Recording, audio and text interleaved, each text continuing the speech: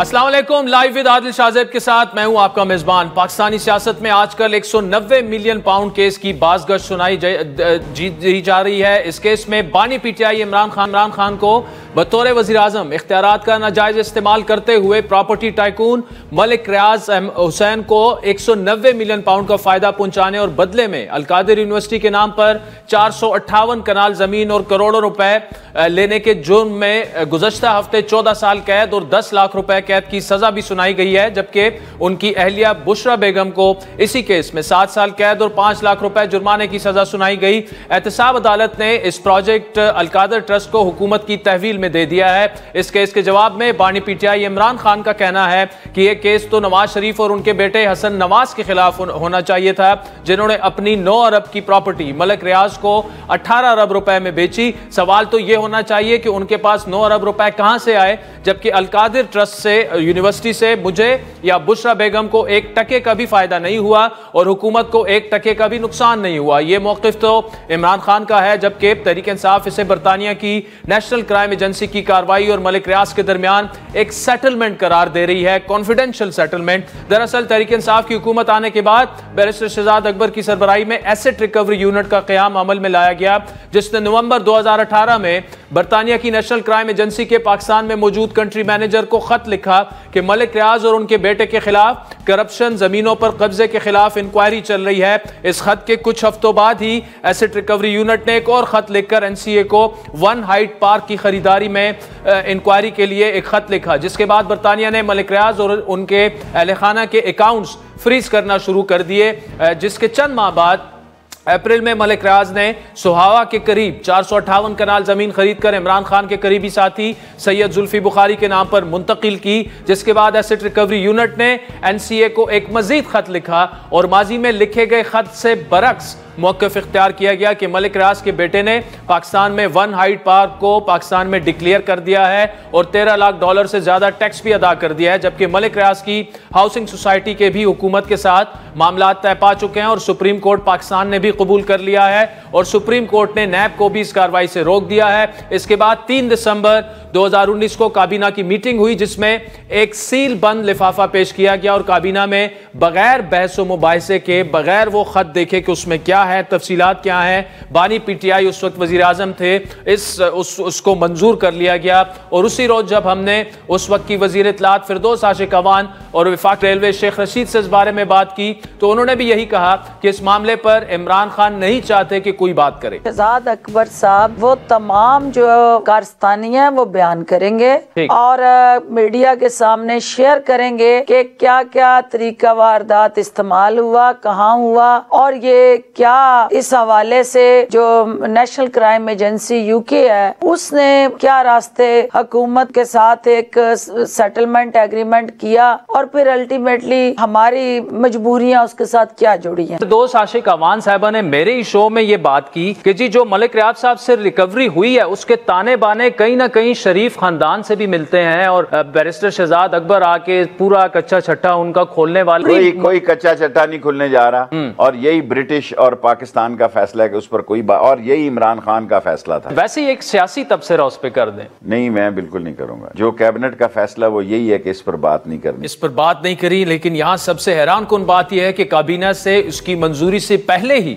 6 नवंबर 2019 को शहजाद अकबर ने national crime agency के साथ राजदारी के इस मुआहदे पर दस्तखत कर दिए थे और इस मुआहदे में जो अकाउंट नंबर दिया गया था वो रजिस्ट्रार सुप्रीम कोर्ट का था, जो सुप्रीम कोर्ट के फैसले के नतीजे में हाउसिंग सोसाइटी के जुर्माने की अदायगी के लिए मलिक रियाज ने जो जुर्माना आयद हुआ था उसके लिए मुख्तस किया गया था और डीड ऑफ कॉन्फिडेंशियलिटी दस्तखत होने से पहले ही मलिक रियाज के बरतानिया में फ्रीज किए गए पैसे नेशनल क्राइम एजेंसी की तरफ से सुप्रीम कोर्ट के अकाउंट में आ चुके थे। हाल ही में एहतसाब अदालत के जज नासिर जावेद राना की जानिब से इस केस के फैसले में लिखा गया कि 26 दिसंबर 2019 की ट्रस्ट डीड के जरिए बाबर अवान ने अलकादिर यूनिवर्सिटी ट्रस्ट के नाम से एक ट्रस्ट रजिस्टर करवाया और मुल्जिम इमरान खान ट्रस्ट के चेयरमैन और ट्रस्टी बन गए, जबकि बाबर अवान, जुल्फी बुखारी, बुशरा बेगम भी ट्रस्टीज बन गए। जबकि 16 अप्रैल 2019 को 458 कनाल जमीन अलकादिर ट्रस्ट के नाम पर मुंतकिल की गई थी। दस्तावेजात से यह वाज़ेह है कि उस वक्त ट्रस्ट तश्कील के मराहिल में था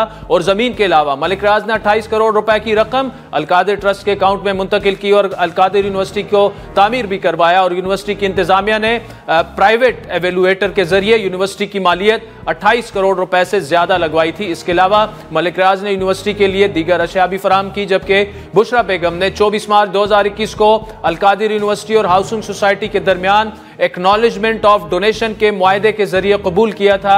यहां यह बात बताना जरूरी है कि नैब ऑर्डिनेंस के तहत नैब हेडक्वार्टर्स ने वजारत खारजा के जरिए बरतानिया की अथॉरिटीज को म्यूचुअल असिस्टेंट की दरख्वास्त भेजी थी, जिसमें इस मामले में 5 दस्तावेजात फराम करने की दरख्वास्त की गई थी जो ताहाल फराम नहीं की जा सकी हैं, जिसमें मलिक रियाज की फैमिली के अकाउंट्स, हसन नवाज से खरीदी गई वन हाइट पार्क प्रॉपर्टी के फ्रीजिंग ऑर्डर्स की तस्दीक शुदा कापी और अदालत से हासिल किए गए ऑर्डर, NCA की पाकिस्तानी हुकाम के साथ राब्ताकारी की मुकम्मल तफसीलात, मलिक रियाज की फैमिली का NCA के साथ सेटलमेंट एग्रीमेंट और उन बैंक अकाउंट्स की तफसीलात जिनके जरिए मज़कूरा रकम सुप्रीम कोर्ट के अकाउंट्स में मुंतकिल की गई। एहतसाब अदालत के फैसले के मुताबिक बैरिस्टर शहजाद अकबर और जिया मुस्तफ़ा ने NCA के साथ मुतअद्दिद मीटिंग्स की थी और वो इस बात से वाकिफ थे कि बरतानिया की नेशनल क्राइम एजेंसी ने प्रोसीड ऑफ क्राइम एक्ट 2002 के तहत ऑर्डर जारी किए थे। इस हवाले से एसेट रिकवरी यूनिट के टर्म्स ऑफ रेफरेंस में लिखा हुआ है कि अगर एसेट रिकवरी यूनिट को बैरून मुल्क किसी पाकिस्तानी के बारे में ऐसी मालूमात मिलती हैं तो वो उसे नैब या FIA से जो है उसको रेफर कर सकता है, लेकिन TORs की खिलाफ वर्जी करते हुए ना इस केस को उस वक्त नैब के हवाले किया गया, ना ही FIA को, बल्कि खुद NCA से राब्ताकारी जारी रखी गई और रियासत के खर्चे पर ही NCA के मुतवातिर दौरे किए गए और अफसोसनाक तौर पर रियासत पाकिस्तान के मफाद के खिलाफ काम किया गया और पाकिस्तान को नुकसान पहुंचाया गया ताकि मलिक रियाज और उनकी फैमिली को फायदा पहुंचाया जा सके। इस फैसले के बाद हुकूमत और तहरीक इंसाफ की तरफ से बार बार इस फैसले पर रद्द-ए-अमल सामने आ रहा है। हुकूमत इसका खैर मकदम कर रही है जबकि PTI उसे मुस्तरद कर रही है। तहरीक इंसाफ के मरकजी रहनुमा हामिद खान ने पहले हमारे प्रोग्राम में बात करते हुए इस फैसले पर इंटरेस्टिंग रद्द-ए-अमल दिया था कि अगर चले मान लिया वो पैसे हुकूमत पाकिस्तान के थे लेकिन वो चले गए सुप्रीम कोर्ट के पास, तो अब सुप्रीम कोर्ट वो पैसे वापस दे दे हुकूमत पाकिस्तान को, बात खत्म हो जाएगी। फैसला बिल्कुल गलत है, इसमें कोई क्रिमिनलिटी इन्वॉल्व नहीं है, इसमें किसी ने कोई नाजायज जाती फायदा नहीं उठाया। इमरान खान ये पैसे जो थे 190 मिलियन पाउंड पाकिस्तान आए हैं और सुप्रीम कोर्ट के अकाउंट में जमा हुए हैं। अगर किसी को इस बात पर इतराज है कि सुप्रीम कोर्ट के अकाउंट में क्यों चले गए और ये जो है ये स्टेट ट्रेजरी में आने चाहिए थे, तो उनको सुप्रीम कोर्ट को अप्लाई करके इनको वहां पर ट्रांसफर करवा लेते। इसमें इमरान खान साहब का क्या कसूर है? हुकूमत इस फैसले को ओपन एंड शट केस करार दे रही है। आज वफाकी वजीर बराए इत्तलात अता तारड़ ने क्या कहा, जरा सुनिए। जब ये बंद लफाफा कैबिनेट में लाया गया या प्राइम मिनिस्टर को नोट पुटअप किया गया, इस पैसे को सुप्रीम कोर्ट के अकाउंट में डाल के तो एक ऑलरेडी एग्जिस्टिंग जुर्माने को अदा करने के लिए इससे बड़ी कानून की खिलाफ वर्जी हो नहीं सकती। और फिर ट्रस्ट बनाना मियाँ बीवी दोनों का, और ट्रस्ट में ज़मीन भी लेना, करोड़ों रुपया भी लेना, फिर 25 करोड़ का लाहौर का घर में ऑलरेडी मेंशन कर चुका, 5-5 कैरेट की अंगूठियाँ मांगना, रोज़ कैश ट्रांजैक्शन करना, 200 कनाल ज़मीन जो है वो रिश्वत में ले लेना। मैं ये समझता हूँ कि ये तमाम चीज़ें नाकाबिले तरदीद सबूत मौजूद थे 190 मिलियन पाउंड के, और ये पाकिस्तान की तारीख का सबसे बड़ा करप्शन और रिश्वत का केस है। 190 मिलियन पाउंड केस में बानी PTI और उनकी अहलिया को सजा तो हो चुकी है, लेकिन उसके दूसरे किरदार मलिक रियाज के खिलाफ भी पाकिस्तान में घेरा तंग होता जा रहा है। गुज़श्ता रोज नैब ने एक बाकायदा प्रेस रिलीज जारी की जिसमें कहा गया कि मलिक रियाज और उनके साथियों ने बैरिया टाउन के नाम पर कराची, तख्तपुरी, रावलपिंडी और न्यू मरी में जमीनों पर कब्जे किए। मलिक रियाज ने सरकारी और निजी अराजी पर नाजायज कब्जा करके बगैर इजाजतनामे के हाउसिंग सोसाइटीज कायम करते हुए लोगों से अरबों रुपए का फ्रॉड किया। मलिक रियाज नैब और अदालत दोनों को मतलूब है। नैब बैरिया टाउन के पाकिस्तान के अंदर बेशुमार असासे जब्त कर चुका है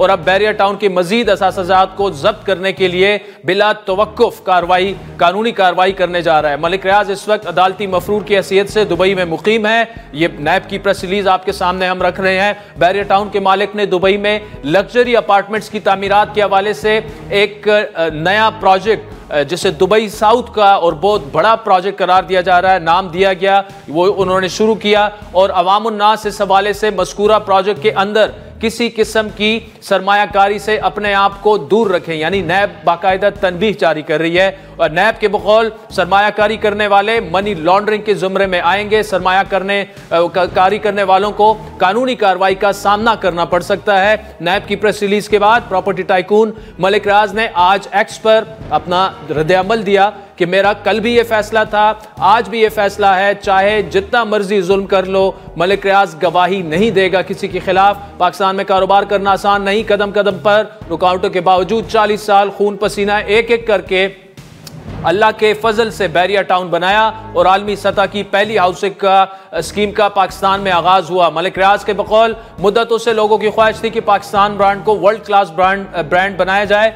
अल्लाह ताला ने मुझे इसका सबब बनाया। दुबई में बैरियर टाउन प्रॉपर्टीज का आगाज हो चुका है। नैब का आज का बेसरो जो प्रेस रिलीज है दरअसल ब्लैकमेलिंग है। मलिक रियाज के मुताबिक मैं जब्त कर रहा हूं लेकिन दिल में एक तूफान लिए बैठा हूं, अगर यह बंद टूट गया तो फिर सबका भरम टूट जाएगा। यह मत भूलना कि पिछले 25 से 30 सालों के सब राज सबूतों के साथ मेरे पास महफूज हैं। मलिक रियाज ना तो किसी के खिलाफ इस्तेमाल होगा ना ही किसी से ब्लैकमेल होगा। इंशाल्लाह दुबई प्रोजेक्ट कामयाब होगा और दुबई समेत पूरी दुनिया में पाकिस्तान की पहचान बने। आपको याद दिलाते चलें कि chairman barrier town Malik Riaz Hussain और chief executive officer Ahmed Ali जो उनके साहबजादे हैं अली रियाज ने बैरियर टाउन का दुबई में दुबई साउथ के नाम से जदीद तरीन शहर तामीर करने का ऐलान किया है। Chairman Dubai aviation city Khalifa Zaffin और CEO barrier properties Ahmad Ali रियाज ने इस हवाले से मुआहदे पर दस्तखत भी कर दिए हैं। मुआहदे के तहत बैरियर टाउन की झैली कंपनी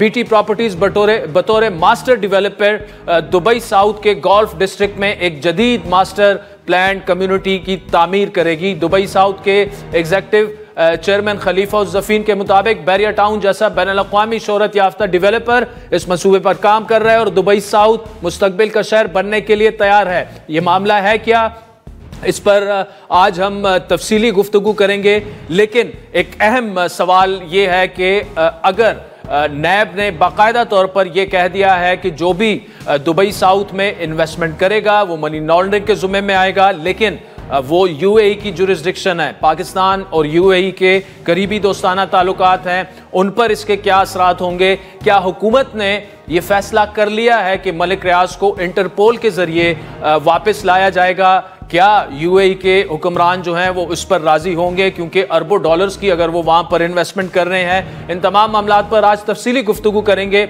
इस वक्त हमारे साथ मौजूद हैं वज़ीर आज़म के मुशीर बराए सियासी उमूर जनाब राना सनाउल्लाह, जबकि उसके अलावा हमजा अजहर सलाम एडिटर पाकिस्तान डेली हैं, वो हमारे साथ मौजूद होंगे। उनकी नेशनल क्राइम एजेंसी से इस मामले पर एक्सक्लूसिव गुफ्तगू हुई है और उनके पास कुछ ऐसी मालूमात हैं जो कि ज़्यादा अभी तक पब्लिक नहीं हुई हैं।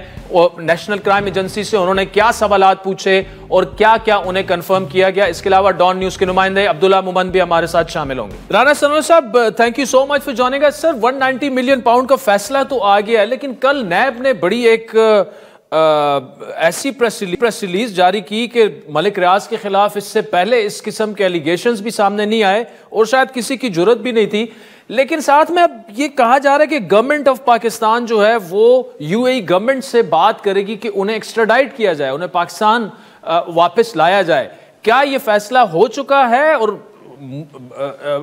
अगर नामुमकिन नहीं तो बहुत ही मुश्किल काम होगा।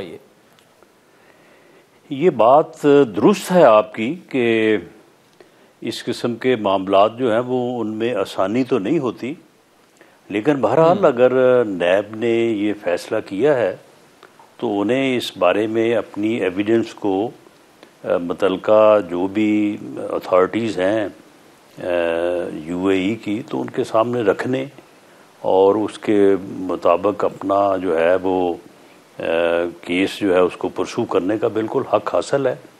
मैंने वो प्रेस सीरीज देखा नहीं है कि उसमें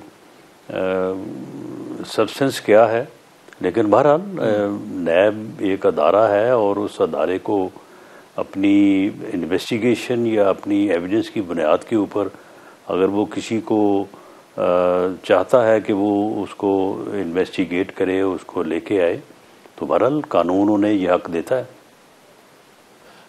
लेकिन राज साहब, मलिक रियाज की स्टेटमेंट ये है, वो ये कह रहे हैं कि जी मुझे गवाह बनाने का दबाव मुझ पर बार बार डाला गया, और ऑब्वियसली वो इशारा उसी जानिब कर रहे हैं कि इमरान खान के खिलाफ आप गवाही दें, लेकिन मैं ये कभी नहीं होने दूंगा, ये प्रेशर पहले भी बर्दाश्त किए हैं, फिर भी मैं बर्दाश्त करूंगा। तो वो तो उल्टा ये कह रहे हैं कि उन्हें विक्टिमाइज किया जा रहा है, उनके एसेट्स फ्रीज किए जा रहे हैं, लेकिन वो कभी गवाही नहीं देंगे। बहरहाल ये उनका मौक़िफ़ है, मैं इस बात से आगाह हूँ, वाकिफ़ हूँ कि ये जो मामला हुआ है इसका जो ये पैसे यूके से वापस आए हैं एनसीए 190 मिलियन पाउंड वाला, 190 मिलियन पाउंड, तो ये तो बात बिल्कुल अयां है कि वहाँ पे जो favour as prime minister Imran Khan sahab ने मलिक साहब को दी, वहाँ पे जो उन्हें फैसिलिटेट किया, वहाँ पे जो उनकी रकम, वहाँ पे वो एक मनी लॉन्ड्रिंग के एक्ट के तहत जो है वो ज़ब्त थी और वो मलकियत रियासत पाकिस्तान की थी, स्टेट मनी थी, तो उसे आउट ऑफ कोर्ट सेटल करने के लिए पाकिस्तान की गवर्नमेंट की जिस कंकरेंस की ज़रूरत थी वो उनको दी गई, और उस सहूलत या फेवर के बदले में यहाँ पे उनसे जो है वो एक प्रॉपर्टी, एक ट्रस्ट के नाम, और उस ट्रस्ट के अलावा भी, उसके अलावा भी कोई तकरीबन 28 करोड़ रुपया, उसके अलावा फिर 240 कनाल और बनी गाला में, और इसी तरह को और है वो जेवरात की सूरत में वो चीज़ें ली गई। अब इसमें है तो ऐसे ही कि ये को उन्होंने कोई रजामंदी से तो नहीं दी होंगी। जब एक आदमी किसी मामले में जो है वो फंस जाए तो फिर अगर मुतल्लिका अथॉरिटीज़ जो हैं वो उसकी उस मुश्किल का फ़ायदा उठा के उसे कुछ सहूलत दें और फिर चार्ज करें, तो इसी को करप्ट प्रैक्टिस कहते हैं। अगर ये करप्ट प्रैक्टिस नहीं है तो और फिर करप्ट प्रैक्टिस क्या होती है? तो हुआ तो ऐसे ही है, लेकिन उनका एक अपना मौक़िफ़ है कि जी मैं ये बयान देने को तैयार नहीं हूँ, और इसके ऊपर उन्होंने काफ़ी जो है वो आप कह लें कि स्टैंड लिया है, और बावजूद इस बात के कि इस बात में हकीकत नज़र आती है कि ये को उस वक्त उन्होंने कोई मर्ज़ी से या कोई रजामंदी से ये सारा कुछ नहीं किया होगा, लेकिन वो ये बात कहने को तैयार नहीं है। अच्छा राणा साहब, इसमें पीटीआई एक दूसरी बात भी करती है कि अगर 190 मिलियन पाउंड का मामला शुरू करना है तो 1 हाइड पार्क कॉर्नर से शुरू करें, जो कि हुसैन नवाज की मिल्कियत थी, और उस वक्त मार्केट की जो प्राइस थी हाइड पार्क के आसपास वो डबल पैसों में मलिक रियाज को बेची गई। इस पर क्या कहिएगा आप? वो कहते हैं वहां से शुरू करें कि डबल पैसों में उन्होंने कैसे खरीदी वो। देखिए ये तो इनका कहना है ना, यानी ये तो उस मामले को उलझाना चाहते हैं। ये तो चाहते हैं कि वो जैसे बताया ना कि चोरी शोर मचाना शुरू कर दे, चोर चोर, ताकि शनाख्ती न रहे कि कौन चोर है और कौन नहीं है। ये यूके में अगर यहाँ पे हमारे तो चलो कोई मामलात अभी तक बावजूद इसके कि लैंड रिकॉर्ड की एक बहुत बड़ी एक्सरसाइज मियां शहबाज शरीफ साहब ने उस वक्त की थी when he was chief minister Punjab, लेकिन यहाँ पे तो अभी भी हमारे मामलात जो हैं वो इतने ज़्यादा एक्यूरेट नहीं है। लेकिन वहाँ पे तो ऐसी कोई सूरत नहीं है, वहाँ पे कोई टैक्स अपना बचा ले या वहाँ पे कोई इस किस्म की जो है वो फेक ट्रांजैक्शन कर ले, सवाल ही पैदा नहीं होता। अगर वहाँ पे हसन नवाज शरीफ साहब ने कोई ऐसा मामला किया होता तो वो पहले उनकी तरफ जो है वो कानून का हाथ जो है वो जाता। बल्कि मेरी इन्फॉर्मेशन जो है वो ये है कि पहले ये काम शुरू ही इन्होंने किया था, और हसन के ख़िलाफ़ इन्होंने शुरू की इंक्वायरी, उनके ऊपर हाथ डालने के लिए।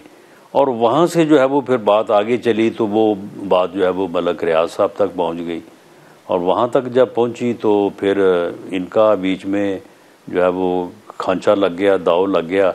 तो वो शहजाद अकबर साहब ने ये सारी सौदेबाजी की, और करने के बाद उन्होंने अपना भी जो है वो अमाउंट वहीं पे रिसीव करके वहीं पे रखी हुई है, वहीं पे वो मौज उड़ा रहे हैं वो उन्हीं पैसों से। तो अगर ऐसा होता तो यूके के कानून से वो बच ना निकलते। और लेकिन शहजाद अकबर साहब तो ये कह रहे हैं राना साहब आपकी गवर्नमेंट को बार बार कि आप सबूत लेके आएँ, केसेस करें, और मैं बतौर गवाह वीडियो लिंक के जरिए अपेयर होने के लिए तैयार हूँ। तो आए ना, फिर आके फेस करें। वो झूठा आदमी, आपको पता उसने कहा यहाँ पे जब वो था रोज़ प्रेस कॉन्फ्रेंस करता था और कितने बड़े बड़े झूठ बोलता था वो, और आप देखें बाद में निकला के आए फिर सारा उसका अपना ही फ्रॉड। बल्कि ठीक है, जब ये जायदाद जो है वो इमरान खान साहब ने अपने नाम पे या अपनी अहलिया मोहतरमा के नाम पे हासिल की है, लेकिन इनको भी जो है वो इस जाल में फंसाने वाला वही है। ही इज़ द मैन, यानी सही मानों में जिस आदमी ने गंद मचाया ना वो वही आदमी है। तो ये सारी सौदेबाजी करवाने वाला वही आदमी। राना सनाउल्लाह साहब आप हमारे साथ मौजूद रहेंगे। नाज़रीन, ब्रेक के बाद वज़ीर आज़म की मुशीर से गुफ्तगू जारी रखेंगे। वेलकम बैक नाज़रीन। 190 मिलियन पाउंड वाला मामला है। राना सनाउल्लाह साहब हमारे साथ मौजूद हैं। राना साहब, दूसरा बताएं कि नैब की प्रेस रिलीज जो मैं अभी आपको व्हाट्सएप भी कर दूंगा, आपने चूंकि वो पढ़ी नहीं है, उसमें जो मलिक रियाज ने अभी दुबई साउथ के नाम से बहुत बड़ा प्रोजेक्ट शुरू किया, उसमें मुतनब्बे किया गया अवाम को कि वहां इन्वेस्टमेंट ना करें और ये मनी लॉन्ड्रिंग के जुमरे में आएगा अगर ऐसा हुआ। अब यूएई में अगर अरबों बिलियन डॉलर्स की इन्वेस्टमेंट है तो ये तो स्टेट टू स्टेट रिलेशंस भी हमारे इससे इफेक्ट हो सकते हैं। बहरहाल ये एक अलहदा बात है जो आपने पॉइंट उठाया है, तो हो सकता है ऐसा, लेकिन मामला ये है कि मलक रियाज साहब की सारी जो स्ट्रेंथ है ना वो इधर पाकिस्तान में ही है। पाकिस्तान में उन्होंने बड़े बड़े प्रोजेक्ट्स किए हैं, और यहाँ पे उनका जो एक यानी सारा मामला है उनका, तो वो दुबई में तो यहाँ से तो बहुत बड़ी रकम चली जाएगी वहाँ। यहाँ से अगर कोई इस किस्म का मामला ना हुआ तो यहाँ से तो जो है वो जितनी हमें ज़रूरत है, और हम इस वक्त जो है वो पूरी कौम, पूरी हुकूमत, अदारे सब लगे हुए हैं कि किसी तरह से जो है वो पाकिस्तान की इकानमी जो है वो संभल जाए, तो ये तो बड़ा घाव लग जाएगा। तो अगर ये नैब ने ये कदम उठाया है तो मेरा तो ख्याल है कि ये मुल्क की बेहतरी में होगा। अब मुल्क की बेहतरी में राना साहब होगा, लेकिन हमें कानून और आइन को भी देखना होगा। अगर एक पाकिस्तानी शहरी प्रॉपर और बैंकिंग चैनल से अगर पैसे दुबई ले जाके और वो प्रॉपर्टी अगर वहाँ पर ख़रीदना चाहता है तो उसे तो फिर रोकना मुश्किल होगा, या तो ये कि बैन लगा दी जाए, कोई दुबई में ये प्रॉपर्टी नहीं ख़रीदेगा। देखें, बैन लगाना तो शायद जो है वो फिर अदरवाइज जो है वो उसके जो है वो इफ़ेक्ट्स हो सकते हैं, लेकिन बहरहाल हम सब जितने भी लोग हैं सब पाकिस्तानी हैं, और उनकी जो एक यानी जाए पनाह तो पाकिस्तान ही है ना। बाकी भले हम सारी दुनिया में जिधर मर्जी जो है वो घूमें फिरें। तो इस वक्त जो मुल्क की सूरत हाल है, तो इसमें अगर billion and billions of dollars जो हैं वो इस तरह से चले जाएं बाहर, इन्वेस्टमेंट लोग करें, और आम आदमी भी जो है वो, या आम थोड़ा बहुत जो इसके पास कोई हिम्मत है या अपना जो है वो पैसे हैं, तो वो भी कोई एक प्लाट खरीदे, कोई 10 खरीदे, तो ये तो बड़े नुकसान वाली बात है। हमें अपने मुल्क की बेहतरी जो है वो उसके ऊपर पहले ध्यान देना चाहिए। पाकिस्तान जो है वो अगर तवाना होगा, आगे बढ़ेगा, तरक्की करेगा, तो फिर ही हमारा मुस्तकबिल हाल महफूज है। ठीक, राना साहब मुज़ाकरात पर आते हैं। जुडिशल कमीशन बनाने का फैसला नहीं हुआ। आज सदीकी साहब ने स्टेटमेंट दी और पीटीआई ने स्टेटमेंट दी है कि जब तक बनेगा नहीं जुडिशल कमीशन, मुज़ाकरात के चौथे दौर में वो बैठेंगे भी नहीं। देखें, जब तक हम उनको अपना जवाब नहीं देते, जब तक उन्होंने अपना चार्टर ऑफ डिमांड हमें नहीं दिया था, हमें क्या मालूम था कि उन्होंने क्या डिमांड करना है। ऐसे ही तुकबंदियाँ थी ना कि जी ये कहेंगे वो कहेंगे, किसी ने कोई बयान दे दिया, किसी ने कोई बयान दे दिया। तो इस तरह से नहीं होता, इस तरह से मुज़ाकरात नहीं होते।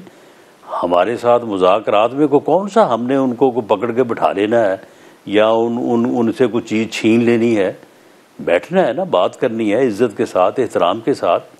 तो जिस तरह से उन्होंने चार्टर ऑफ डिमांड हमारे हवाले किया, हमारा जवाब जो है वो लें, आए हमारे पास। मीटिंग स्पीकर साहब गालबन बुला रहे हैं, तो वहाँ पे वो हमारा जवाब पढ़ के उसके बाद हमारे साथ बहस करें, मुबासा करें, अपनी बात को जो है वो कि हमें कायल करें। और अगर हमारी बात उनको पसंद ना आए तो भले फिर ठीक है, अगर वो ना मिलना चाहें तो उनकी मर्ज़ी है।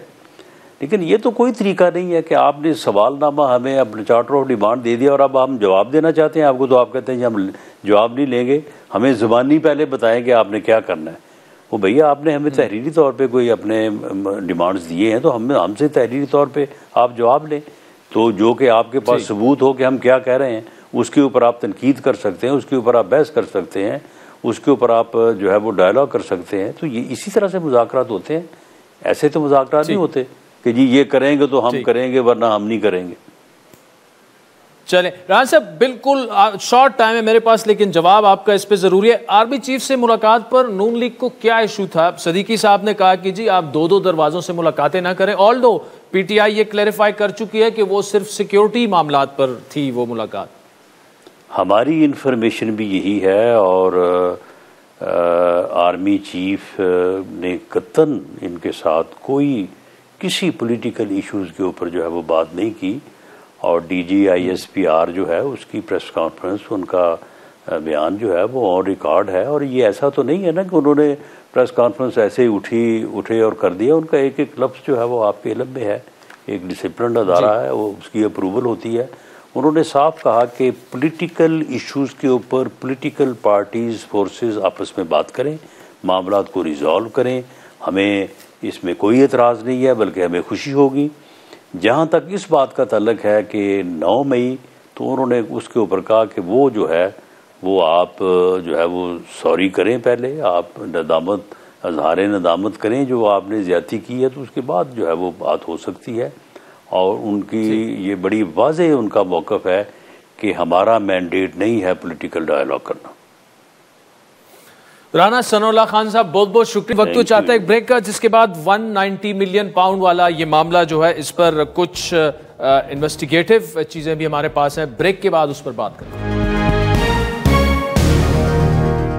वेलकम बैक नाज़रीन। ब्रेक से पहले वज़ीर-ए-आज़म के मुशीर राना सनाउल्लाह की तफसीली गुफ्तगू आपने सुनी। मुज़ाकरात से लेकर 190 मिलियन पाउंड वाला जो केस है उस पर इस वक्त हमजा अजहर सलाम हमारे साथ मौजूद हैं। मारूफ इन्वेस्टिगेटिव जर्नलिस्ट हैं और डेली पाकिस्तान के एडिटर भी हैं, और उन्होंने काफ़ी इन्वेस्टिगेटिव तहकीक की है इस पूरे मामले पर। हमजा, बहुत बहुत शुक्रिया। आपने नेशनल क्राइम एजेंसी, जो कि 190 मिलियन पाउंड का ये पूरा मामला है, मरकज ही उसका सेंटर ऑफ ग्रेविटी जिसे कहते हैं, एक तो आपने उनको कब ईमेल लिखी, क्या क्या सवालात आपने उठाए? जी आदिल भाई, thank you very much for having me. जी ये ईमेल ऑलमोस्ट 2 years पहले लिखी गई थी, और इसमें मैंने एनसीए से ये सवाल पूछा था कि ये जो 190 मिलियन पाउंड्स की सेटलमेंट थी, क्या ये स्टेट ऑफ पाकिस्तान की मलकियत थी या एनसीए की ये अंडरस्टैंडिंग थी कि ये किसी और लाइबिलिटी को पाकिस्तान में ऑफसेट होने के लिए यूज होएगी? इस पे एनसीए ने बड़ा कैटेगोरिकली मुझे रिस्पॉन्ड किया, this is an exclusive comment, और इसके अंदर उन्होंने कहा कि ये the money belongs to the state of Pakistan. ये बिल्कुल आप इस वक्त ये बात कर रहे हैं, हम जो सीए का जो आंसर ईमेल में आया था वो हम चला भी रहे हैं। The agreement stated that the money to be return to the state of Pakistan. बिल्कुल, इस पे आदिल भाई हमने देखा कि कुछ हलकों की तरफ से, कुछ वकला की तरफ से भी आई वाज सरप्राइज्ड कि उनकी ये अंडरस्टैंडिंग थी कि स्टेट ऑफ पाकिस्तान के अंदर जुडिशरी भी शामिल है या कोई कोर्ट ऑफ लॉ भी हो सकती है, लेकिन जो पाकिस्तान का कॉन्स्टिट्यूशन है, जो आईन है पाकिस्तान है, वो स्टेट को बड़ी क्लियरली डिफाइन करता है कि स्टेट के अंदर फेडरल गवर्नमेंट आती है, प्रोविंशियल गवर्नमेंट आती है, पार्लियामेंट आती है, प्रोविंशियल असेंबली आती है, लेकिन कोई जुडिशियल बॉडी को आप स्टेट कंसिडर नहीं कर सकते। तो ये कुछ एक इंटेलेक्चुअल डिसऑनेस्टी का सहारा लेते हुए ये नैरेटिव आगे लेके जाने की कोशिश की गई। इसके अलावा भी कुछ डॉक्यूमेंट्स हैं। एक इमिग्रेशन एंड असाइलम के अपर ट्राइब्यूनल की एक जजमेंट का हवाला दिया जा रहा है, कुछ और जर्नलिस्ट्स भी दे रहे हैं। उसकी एक स्पेसिफिक पैराग्राफ के अंदर जो प्रॉपर्टी टाइकून की लीगल टीम ने जो क्लेम किया था उसको मिसकंस्ट्रू करके ये इंप्रेशन दिया जा रहा है कि ये एनसीए की अंडरस्टैंडिंग थी कि ये उनकी सुप्रीम कोर्ट की लाइबिलिटी को ऑफसेट करे, लेकिन इसके अंदर कोई हकीकत नहीं है। ये एक मेगा करप्शन का केस है जो अल कादिर के साथ लिंक होता है। हमने देखा कि किस तरीके से उसके बाद कैश भी दिया गया, तकरीबन 28.5 करोड़ रुपए, 450 से ऊपर कनाल जमीन दी गई और अब इसकी जजमेंट भी हमारे सामने है। तो ये एक बड़ा ओपन एंड शट केस है। अच्छा हमजा, मुझे ये बताएगा जो मिसिंग लिंक है, जो हम समझना चाह रहे हैं कि एनसीए ने इस बात में कोई दो राय नहीं कि ये पैसे डायरेक्टली गए सुप्रीम कोर्ट के रजिस्ट्रार के अकाउंट में। अब उन्हें ये अकाउंट किसने कहा कि आप ये पैसे जो हैं ये वहां पे सेटल कर दें? उनकी ये अंडरस्टैंडिंग है या नहीं है कि ये मलिक रियाज के खाते में ही जाने और वहां पे वो सेटल होना है? लेकिन किस स्टेज पे आपको ये लगता है, आपने काफी ये काम किया कि उन्हें ये बताया गया कि जी ये इधर ट्रेजरी के अकाउंट में नहीं, सुप्रीम कोर्ट के अकाउंट में आप ये पैसे? जी, एनसीए की ये बिल्कुल अंडरस्टैंडिंग नहीं थी कि ये सुप्रीम कोर्ट के अकाउंट में जाएंगे, लेकिन जो उस वक्त की इमरान खान साहब वजीर आजम थे, उन्होंने अपनी कैबिनेट से एक कंसील्ड ऑर्डर के जरिए उन्होंने ये पास करवाया कि ये पैसे, ये इस लाइबिलिटी में जो 460 बिलियन रुपीस की सुप्रीम कोर्ट का फाइन था ऑन बहरिया टाउन कराची, उसके ऊपर ये एडजस्ट उन्होंने करवाया। इसके अंदर जो एसेट रिकवरी यूनिट था उसने भी एक बहुत अहम किरदार अदा किया मलिक रियाज साहब को फैसिलिटेट करने के लिए, रादर दैन कि वो ये पैसा जो पाकिस्तानी अवाम का पैसा था, पाकिस्तानी स्टेट का पैसा था, उस आके उन्होंने एक और लाइबिलिटी में एडजस्ट करने की कोशिश की। और ये एक बड़ी अजीब सी बात है कि एक इंसान की लाइबिलिटी होती है यूके में, एक सेपरेट अनरिलेटेड लाइबिलिटी जिसका एनसीए की जजमेंट से या एनसीए की सेटलमेंट से कोई ताल्लुक नहीं है। ये जो सुप्रीम कोर्ट का फाइन है उसके अंदर इलीगली इसको एडजस्ट करवाया जाता है। और अब जो हमारे पास काफी एविडेंस भी आ चुका है कि ये क्विड प्रो क्वो अरेंजमेंट थी जिसके अंदर ये अल कादिर की लैंड, कैश और दीगर, और उसके अलावा कुछ और हमने लीक्ड कॉल्स भी सुनी है जिसके अंदर डायमंड रिंग्स। जी अच्छा हमजा दूसरा ये बताएगा कि जो पीटीआई का मौकिफ है वो ये कहते हैं कि जी ये पैसे तो काबीना में जो बंद एक लिफाफा था उसकी मंजूरी से पहले ही सुप्रीम कोर्ट के अकाउंट में उसकी एक इंस्टॉलमेंट आ चुकी थी, तो काबीना ने उसकी मंजूरी नहीं दी। काबीना ने सिर्फ इस डीड को जो है कॉन्फिडेंशियल रखने की मंजूरी दी। लेकिन ये फिर आप उन पीटीआई के हलकों से ये सवाल जरूर रख सकते हैं कि ऐसी क्या जरूरत थी? अगर कैबिनेट अप्रूवल की जरूरत नहीं थी इस केस में, और बड़ा ये क्लियर था कि ये सुप्रीम कोर्ट के अकाउंट में जाने हैं, तो इसको कंसील करने की क्या जरूरत थी और ये कैबिनेट में लेके जाने की ही क्या जरूरत थी? और इस वक्त भी कुछ कैबिनेट मेंबर्स हैं जिसके अंदर फैसल वाडा साहब भी शामिल हैं, वो भी बड़ी कैटेगोरिकल इस पे आपको अपनी स्टेटमेंट दे सकते हैं कि व्हाट एक्चुअली ट्रांसपायर्ड और इतनी नीड ऑफ सीक्रेसी इस सेटलमेंट के हवाले से क्यों थी। ये सवाल आप पीटीआई के दोस्तों से भी कर सकते हैं।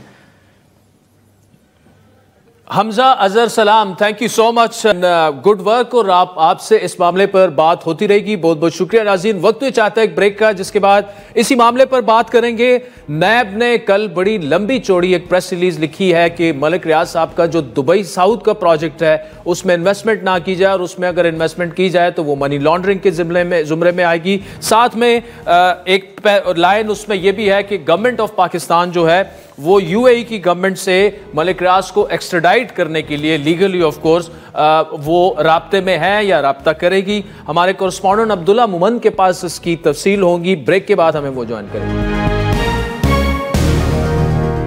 वेलकम बैक नाज़रीन, आज के इस तफसीली प्रोग्राम में हम 190 मिलियन पाउंड वाला जो केस है जिसमें इमरान खान साहब को और उनकी अहलिया को सज़ा हो चुकी है, और कल नैब ने बड़ी एक तफसीली प्रेस रिलीज जारी की जिसमें उन्होंने कहा कि मलिक रियाज साहब का जो दुबई वाला प्रोजेक्ट है दुबई साउथ, उसमें भी इन्वेस्टमेंट ना की जाए और उसे मनी लॉन्ड्रिंग समझा जाएगा। साथ में उन्होंने ये भी कहा कि गवर्नमेंट ऑफ पाकिस्तान जो है वो दुबई हुकूमत से राब्ता करके मलिक रियाज को वापस लाएगी। अब्दुल्ला मोमन ने ये स्टोरी काफ़ी इन डेप्थ कवर की। Abdullah, thank you so much for joining us. Dawn news के बड़े हमारे तगड़े रिपोर्टर्स में इनका शुमार होता है। अब्दुल्ला, अब आपको क्या लगता है कि वाकई एक्स्ट्राडाइट करने के लिए यूएई की गवर्नमेंट को एक ऐसी जगह पे जहां वो अरबों डॉलर्स का एक प्रोजेक्ट कर रहे हैं, Dubai south is a massive mega project, Dubai की तारीख में इतना बड़ा प्रोजेक्ट नहीं हुआ, यहां से क्या कुछ इनिशिएट हुआ है या सिर्फ एक लाइन लिख दी गई है नैब की तरफ से? आदिल, बहुत शुक्रिया। एक तो नेब की जानिब से जो प्रेस रिलीज तैयार की जा रही थी उसमें भी कई दिन लगे और कई लीगल ओपिनियन जो है वो उस पर लिए गए। अच्छा। उसके बाद नेब ने ये जो प्रेस रिलीज है वो जारी की, क्योंकि मलिक रियाज की एक तारीख है। उन्हें इफ्तिखार मोहम्मद चौधरी से भी टक्कर लिया, फिर चौधरी निसार से भी लिया, लेकिन वो दोबारा से रिस्क हो गए।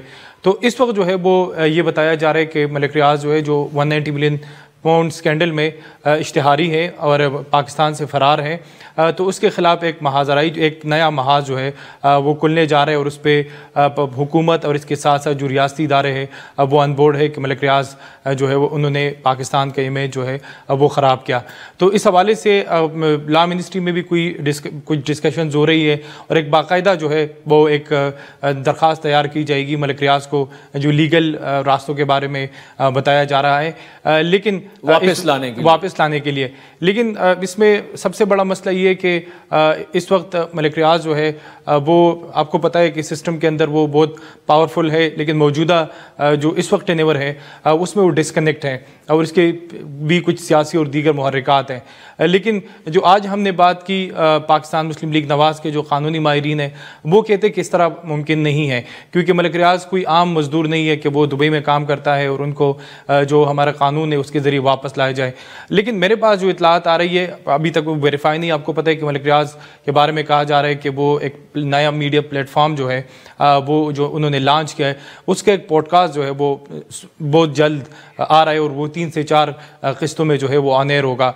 तो ये भी एक कहा जा रहा है कि उसमें वो कुछ एलिगेशंस लगाएंगे, कुछ सबूत पेश करेंगे। बल्कि उन्होंने जो ट्वीट्स किए हैं उसमें वो कह रहे हैं कि मेरे पास 25-30 सालों का कच्चा छठा है तो मैं वो भी खोल सकता हूँ। हाँ, ये बताया जा रहा है कि उनकी जानिब से जो है वो एक पॉडकास्ट रिकॉर्ड की गई है और वो किसी भी वक्त जो है वो ऑन एयर हो सकती है वीडियो फॉर्म में, लेकिन अभी तक उसके आज़ादाना ज़राए से जो है वो तस्दीक नहीं हुई। जो 190 मिलियन पाउंड स्कैंडल था बानी पीटीआई के ख़िलाफ़, वो तो एक मजबूत केस था और उसमें मलिक रियाज जो थे वो भी इश्तिहारी थे।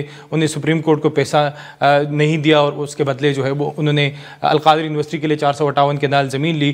फिर उनको ये भी बताया गया कि वो जो इतलात थी कि वो इस केस में गवाह बन जाए, लेकिन उन्होंने बकौल उनके और कुछ जो नेब ज़राए है वो ये कहते हैं कि उन्होंने इनकार कर दिया। तो यही वजह है कि उनके खिलाफ जो है अब एक बहुत सख्त प्रेस रिलीज जो है वो नेब की जानिब से जारी की गई और उसमें कहा गया कि ये इसके लीगल कॉन्सिक्वेंसेस या लीगल वेज अलग है कि क्या अगर कोई मलिक रियाज के दुबई प्रोजेक्ट में सरमायाकारी करेगा क्या वो मनी लॉन्ड्रिंग तस्वर होगी कि नहीं, लेकिन कानूनी माहिरीन इसको देखते कि सब पॉसिबल नहीं है। दूसरी इंफॉर्मेशन आपसे चाहिए, ये जो अलकादिर ट्रस्ट की ज़मीन है जो कि मलिक रियाज ने फिर डोनेट की या जो भी आप उसे नाम दें, वो कैसे एक्वायर की गई, उसका कुछ आपको पता है? जी बिल्कुल, इस तरह है कि जब ये रकूम आ रहे थे, कल आपको पता है कि NCA ने उसको डिनाई किया है। उन्होंने कहा कि जो कुछ सहाफ़ियों की जानिब से वीलॉग किए गए कि NCA ने कहा था कि ये पैसा सुप्रीम कोर्ट जाएगा। NCA जो नेशनल क्राइम एजेंसी है दुबई की, उन्होंने उसको डिनाई किया। उन्होंने कहा कि हमारे फैसले में या हमने सुप्रीम कोर्ट की कोई बात नहीं की। तो ये जब रकम जो है वो मलिक रियाज साहब के अकाउंट में गई तो इसमें 2 मेजर चीज़ें हुई। एक तो ये था कि ट्रस्ट जो थे अलकादिर ट्रस्ट वो उस वक्त रजिस्टर्ड नहीं था और उसमें 4 लोग थे, बुशरा बीबी, बानी पीटीआई और इसके साथ साथ जुल्फी बुखारी और बाबर आवान। तो मलिक रियाज ने 458 केनाल और कुछ मरले ज़मीन जो है वो जुल्फी बुखारी के नाम जो है मुंतकिल की। फिर अबू तालिब एक लोकल वकील थे, उन्होंने ये ट्रस्ट डीड किया और जब ट्रस्ट रजिस्टर्ड हुई तो बुशरा बीबी ने बाकायदा एक दरख्वास्त दी कि जुल्फी बुखारी और बाबर आवान को जो है वो इस ट्रस्ट से निकाला जाए।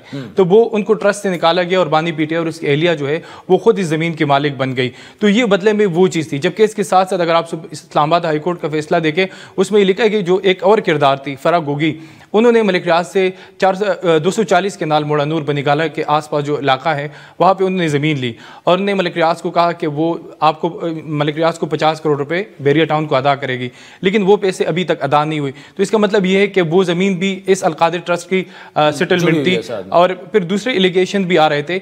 लेकिन प्योरली जो चीज़ें हो रही है, जो 44-45 अरब रुपए पाकिस्तान आया और वो मलिक रियाज के जो सुप्रीम कोर्ट की सेटलमेंट हुई उसके बदले ही ज़मीन दी। फिर 28 करोड़ रुपए मलिक रियाज ने इसके तामीर के लिए दिए, 56 लाख रुपए उसने फर्नीचर के लिए दिया और तकरीबन 10 लाख रुपए। आपके ख्याल में भी एक मजबूत केस है ये? जी बिल्कुल, एक मजबूत केस। इसमें सबसे बड़ी बात यह है कि विफाकी काबीना ने इसकी मंजूरी दी है समरी की, और उस वक्त शहजाद अकबर साहब ने काबीना को बताया, उन्होंने बानी पीटीआई को कहा था कि ये पाकिस्तान के सिक्योरिटी और एटॉमिक के हवाले से एक बहुत सेंसिटिव डॉक्यूमेंट है, तो हम इसको खोल नहीं सकते। तो तभी उन पे क्लोज लिफाफे के ऊपर उसकी मंजूरी दी गई। ये सबसे बड़ा जुर्म है। अब्दुल्ला मोहम्मद, बहुत शुक्रिया। नाज़रीन, प्रोग्राम में आगे बढ़ते हैं। इलेक्शन कमीशन ऑफ पाकिस्तान ने रुकन कौमी असम्बली आदिल बाज़ई की नाअहली का फैसला दोबारा अपनी वेबसाइट पर आविज़ा कर दिया है। तर्जुमान इलेक्शन कमीशन के मुताबिक इलेक्शन कमीशन का किसी एक सियासी जमात की तरफ झुकाव का तासुर हक़ाइक़ के बरक्स है। उनके बकौल तबसरा निगार अपनी राय देने से पहले कम अज कम एक दफा फैसले को गौर से पढ़ लें और फिर फैसला करें कि कौन सा इदारा जानिबदार है। आइन का आर्टिकल 63A इलेक्शन कमीशन को इख्तियार देता है कि स्पीकर कौमी असम्बली से डिक्लेरेशन की वसूली के 30 दिन के अंदर उस पर फैसला करे। रिकॉर्ड से यह साबित होता है कि आदिल बाज़ई आजाद उम्मीदवार की हैसियत से कौमी असम्बली के रुकन मुंतखब हुए और उनकी कामयाबी का नोटिफिकेशन 15 फरवरी को जारी हुआ। मतलूबा 3 दिन के अंदर 16 फरवरी 2024 को आदिल बाज़ई ने मुस्लिम लीग नून में बाकायदा शमूलियत का बयान हल्फी पार्टी की आदत को जमा कराया। आदिल बाज़ई की नून लीग में शमूलियत की मंजूरी इलेक्शन कमीशन ने 19 फरवरी 2024 को दी और कौमी असम्बली को 25 अप्रैल 2024 को इतला दी गई। कौमी असम्बली ने मेंबरान की पार्टी वाबस्तगी फहरिस्त अपनी वेबसाइट पर आवेजा कर दी, जिसमें सिलसिला नंबर 226 पर आदिल बाज़ई का नाम नून लीग से वाबस्तगी के साथ मौजूद था। इसके बावजूद आदिल बाज़ई 25 अप्रैल 2024 से लेकर 2 नवंबर 2024 तक अपनी पार्टी वाबस्तगी पर खामोश रहे। अपने खिलाफ रेफरेंस दायर होने के बाद 2 नवंबर 2024 में आदिल बाज़ई ने इससे मुतालिक मकामी अदालत में दरख्वास्त दायर की। आदिल बाज़ई ने 29 फरवरी 2024 को मेंबर कौमी असम्बली की हैसियत से हल्फ लिया। स्पीकर असम्बली ने अपने रेफरेंसेज में कहा कि आदिल बाज़ई ने फाइनेंस बिल, मनी बिल पर वोटिंग के दौरान बिल के हक में वोट नहीं दिया। आदिल बाज़ई ने 26वीं आनी तरमीम की रायशुमारी के वक्त भी हिस्सा नहीं लिया। स्पीकर कौमी असम्बली की तरफ से रेफरेंसेज मौसूल होने के बाद आइन और कानून के मुताबिक कार्रवाई करते हुए रेफरेंसेज को कंफर्म किया गया। आदिल बाज़ई की कौमी असम्बली की रुकनियत खत्म करके और मुत्तलिका कौमी असम्बली की नशिस्त खाली करार दे दी गई। आपको बताते चले कि गुज़श्ता रोज सुप्रीम कोर्ट ऑफ पाकिस्तान में MNA आदिल बाज़ई की अपील के फैसले में जस्टिस आयशा मलिक ने इजाफी नोट में तहरीर किया कि इलेक्शन कमीशन आईनी जिम्मेदारी निभाने में नाकाम रहा। जस्टिस आयशा मलिक ने मजीद तहरीर किया कि अपील कुनिंदा का पूरा केस इस बात पर मबनी था कि वो कभी भी नून लीग का उम्मीदवार या रुकन नहीं रहा। इनहराफ का मामला सामने आया तो इलेक्शन कमीशन ने अपील कुनिंदा के पेश करदा किसी भी सबूत को ना देखा। नून लीग की बात को इलेक्शन कमीशन ने बगैर किसी जांच पड़ताल के कबूल किया। उन्होंने मजीद तहरीर किया, ये इकदाम जाहिर करते हैं कि इलेक्शन कमीशन ने एक सियासी जमात और हुकूमत के हक में झुकाव जाहिर किया। और इन्हीं रिमार्क्स के बाद जस्टिस आयशा मलिक जो हमने आपके सामने रखे, आज इलेक्शन कमीशन का तफसीली जवाब भी उस पर हमने आपके सामने रख दिया। नाज़रीन, प्रोग्राम में मजीद आगे बढ़ते हैं। नए अमेरिकी सदर डोनाल्ड ट्रंप और उनके खानदान ने वाशिंगटन में नेशनल कैथेड्रल में कौमी दुआया तकरीब में शिरकत की, जहां दर्ज देते हुए बिशप ने डोनाल्ड ट्रंप से दरख्वास्त की कि वो मुल्क भर में खौफजदा बच्चों और तारकीन वतन खानदानों के लिए रहम दिली दिखाएं। डेमोक्रेटिक, रिपब्लिकन और आज़ाद खानदानों के बच्चे हैं, इनमें से कुछ अपनी जिंदगी के लिए खौफजदा हैं। उन्होंने मजीद कहा कि मैं आपसे दरख्वास्त करती हूं कि आप इन कम्युनिटी के बच्चों पर रहम करें जो खौफजदा हैं कि उनके वालिदैन को मुल्क से बाहर निकाल दिया जाएगा, फेंक दिया जाएगा। ये लोग शायद अमरीकी शहरी ना हो और ना ही उनके पास जरूरी दस्तावेजात हों, लेकिन उनमें से ज्यादातर लोग जराइम पेशा नहीं हैं। आप उन लोगों की मदद करें जो जंग ज़दा इलाकों और अपने मुमालिक में जुल्म सितम से बचकर यहां पनाह गुज़ीर हुए हैं। आप उनके साथ हमदर्दी का सलूक करें और उन्हें खुशामदीद कहें। आपको याद दिलाते चले कि डोनाल्ड ट्रंप ने गैर कानूनी तारकीन वतन को निकालने और अमेरिका में गैर अमरीकी बच्चे की पैदाइश पर नेशनलिटी का हक खत्म कर दिया है सदर बनते ही, जिसके खिलाफ अमेरिका की दर्जनों रियासतों और इंसानी हुकूक की तंजीमों ने सख्त एहतजाज करते हुए इन फैसलों को मुख्तलिफ अदालतों में चैलेंज कर दिया है। आज डोनाल्ड ट्रंप के सामने नए कवानीन से मुतासिरीन के लिए रहम की अपील का यह वीडियो क्लिप इस वक्त दुनिया भर में में वायरल हो चुका है। रहम की अपील सुनना तो दरकिनार, डोनाल्ड ट्रंप ने जवाब में अपील करने वाली बिशप से ही माफी मांगने का मुतालबा कर दिया है। आज के प्रोग्राम में इतना ही। नाज़रीन, फीडबैक जरूर दीजिए। Twitter handle @Adil Shahzeb. इजाजत दीजिए, खुदा हाफिज।